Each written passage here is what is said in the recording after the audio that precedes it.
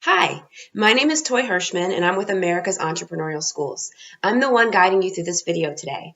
In about 6 minutes, I'm going to explain to you the how and the why of becoming an America's Entrepreneurial School. At the end of the day, America's Entrepreneurial Schools is an award or a designation for any school who can bring some level of entrepreneurship programming to every student in the building during the course of a school year. It is a lot simpler to implement than it sounds. In fact, it doesn't take that much heavy lifting on a teacher's part, but is so incredibly powerful for kids. So I'm glad that you're here. I'm glad that you're joining me, and stick with me for the rest of the video. Come on.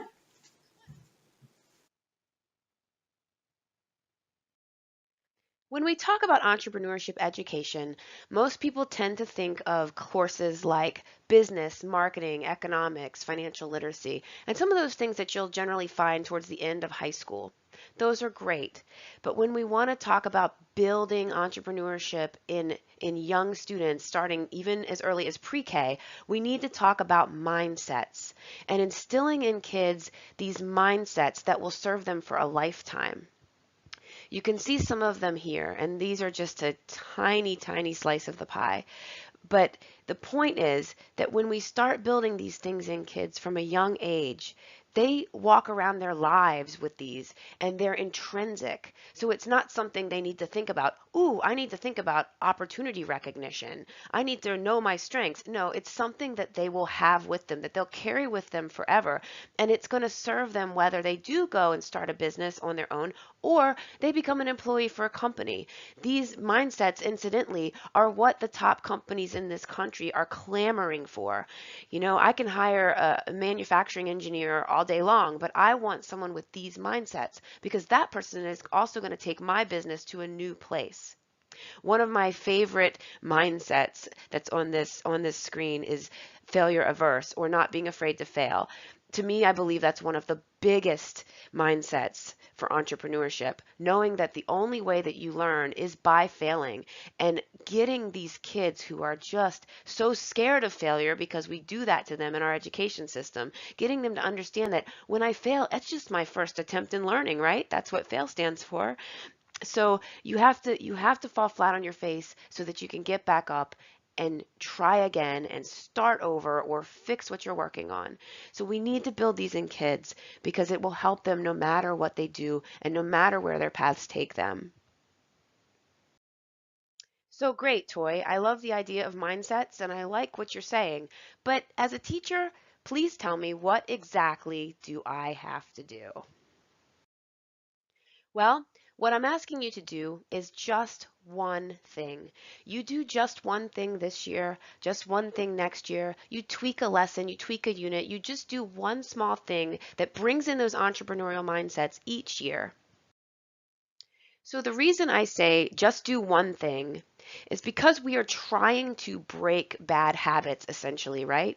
We're trying to break bad habits of mind, you know? So we have these students who have this very linear train of thought. I have to, finish high school and go to college and probably leave if I want a good job, or I have to, take one or two of the jobs that are in my local area, but we need to get them to stop thinking that way. And that goes back to building those intrinsic entrepreneurial mindsets in students so that they understand they can create their own opportunities.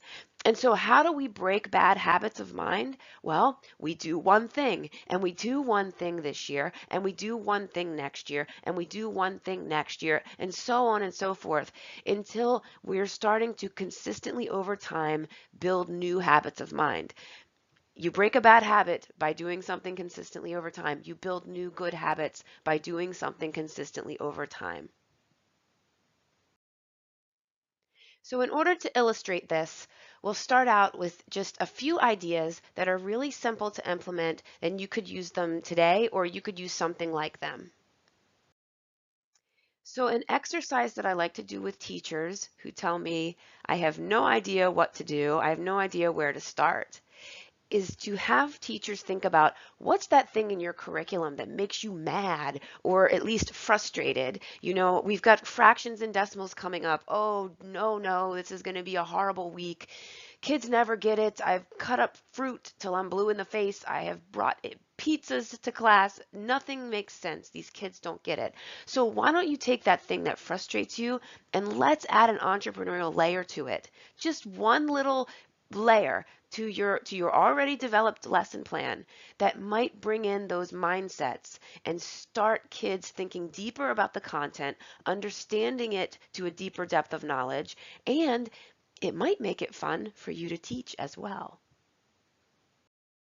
So we'll start with an easy example, and I'll use the fractions and decimals that I just spoke of. If you just take the lesson you already have and you can tweak it a little bit, you can add that entrepreneurial layer to it.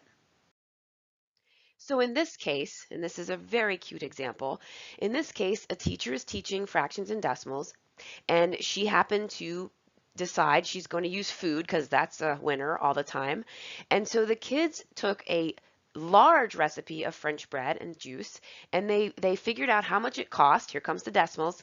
And then they had to portion it, parts of a whole in the fractions and figure out how to sell it, how to cost it, so that they could not only break even, but make enough money to pay employees and also to have some money to do this again, to get to buy more product and to keep moving forward with their enterprise.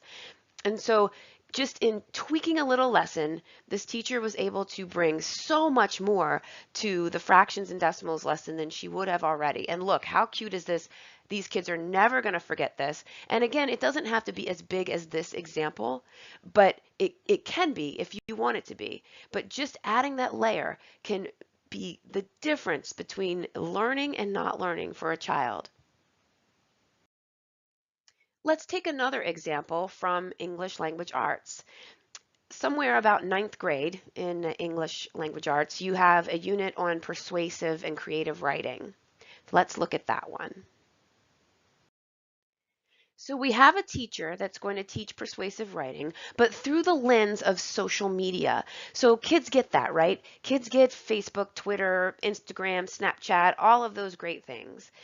So kids also get that they are marketed to through this media. For the last example I will give you, it comes from a first grade teacher who did a great unit right before the holidays about taking care of pets and caring for pets, a great character trait unit. And towards the end of it, she and her class made a giant bag of dog treats that they gave to the Humane Society, which was a beautiful thing. So this teacher did a great job with her lesson and this fun project right before the holidays. But she came to me after listening to one of my presentations and said, "Hey, how could I just do something and make this a little more entrepreneurial?" And I said, "Okay, well, do you give the kids a recipe to follow?" And she says, "Of course." I said, "Well, throw it away." She didn't like that, but she did it anyway. And I said, "Okay, so now let the kids come up with the criteria for what makes a good dog treat. Is it sticky? Is it hard? Is it crunchy? Is it soft? Whatever the criteria is, let the kids come up with it, and that's what they're going to use to judge the winning dog treat later." Okay, so then the kids get to work. They're in teams. They develop their own recipes instead of using one the teacher gave them. They research it online, or they just get in there and do it with ingredients the teacher provides. We don't want to kill any dogs, so make sure the ingredients are okay. And then the kids get to work. They make these dog treats. Then they judge the dog treats based on their criteria. They even brought in dogs for a taste test, which didn't work out really well. The dogs just ate everything, but it was really cute. The kids will never forget it. So they used their criteria. They came up with a winner. And they took this winning recipe and they mass produced it. They still created the basket of dog treats for the Humane Society, still a great thing, but they also made smaller portions and wrapped them up and marketed them to the community, which everyone bought. Who won't buy from a first grader? I bought dog treats and I don't even have a dog. So it was a great experience all the way around. Didn't take any extra time that the teacher wasn't already allotting for the unit. And the kids learned something great. They had a great time. They connected it to their lives, and they really learned to a deeper level. And that's what it's all about. A little tweak. Here's what some of our teachers had to say.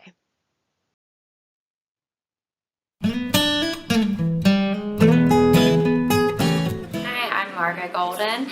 I'm from Mobile, Alabama, and teach second grade at Mary B. Austin Elementary School.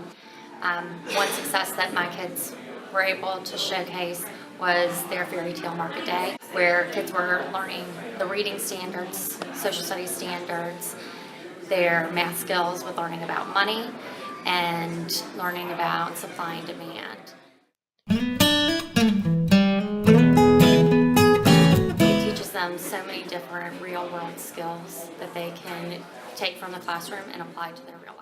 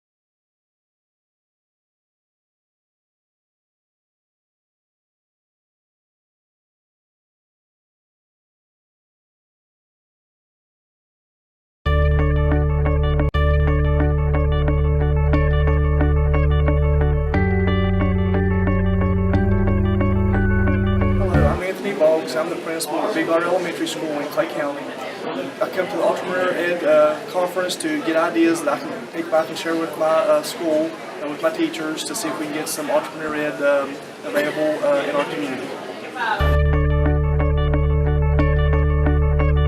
I think it's very important for students to be creative and to watch their potential and look for new horizons. I think it's very important because everybody will have something to bring to the table.